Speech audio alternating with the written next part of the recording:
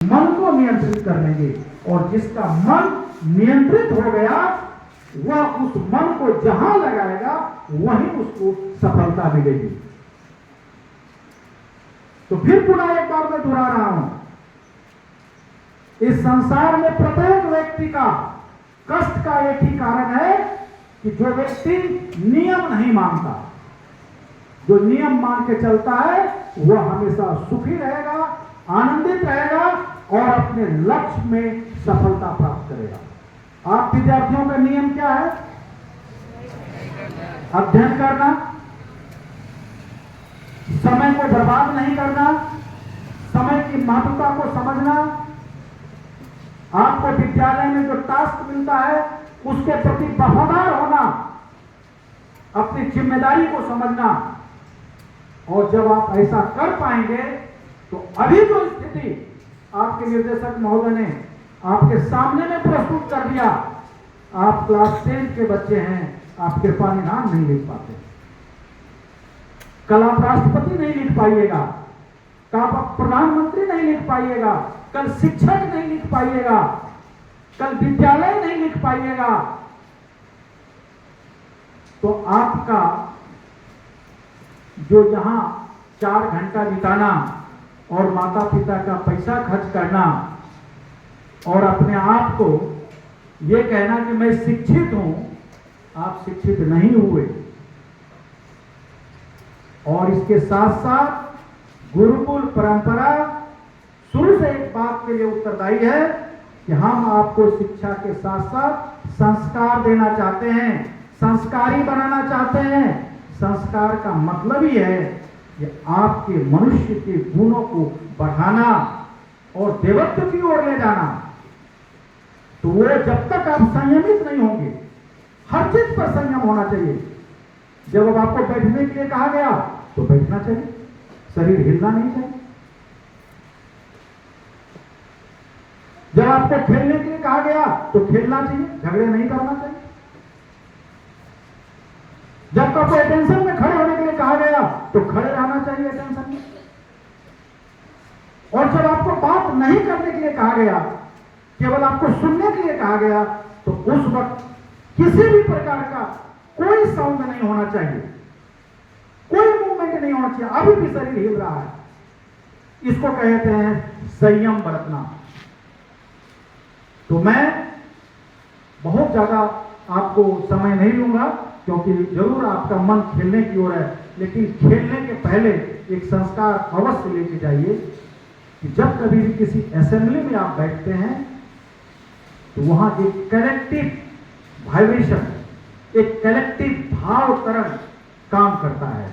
और एक आदमी का अगर तरंग खराब हो जाएगा तो पूरे कलेक्टिव तरंग खराब हो जाएगा।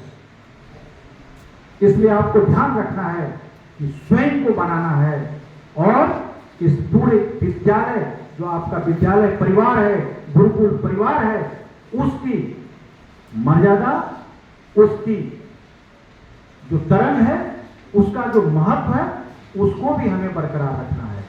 ये सब आपके डिपेंड करेगा आपके चिंतन पर। जब आप हमेशा पॉजिटिव सोचेंगे और अपने लक्ष्य को ध्यान में रखेंगे कि आपको बनना क्या है, आपको हासिल क्या करना है और आपका पद क्या है। विद्यार्थी जीवन का सबसे बड़ा लक्ष्य है उनके जीवन की सफलता, जिसमें शिक्षा ग्रहण करना, संस्कार ग्रहण करना और मानव समाज के सामने में एक मनुष्य बन करके खड़ा होना। उनको देखने से ही लोग क्या कहते, ये देवता पुरुष है। हम जब किसी व्यक्ति का व्यवहार देखते हैं, हम किसी व्यक्ति का सेवा और त्याग देखते हैं, तो हम अपने आप कह उठते हैं ये देव पुरुष है।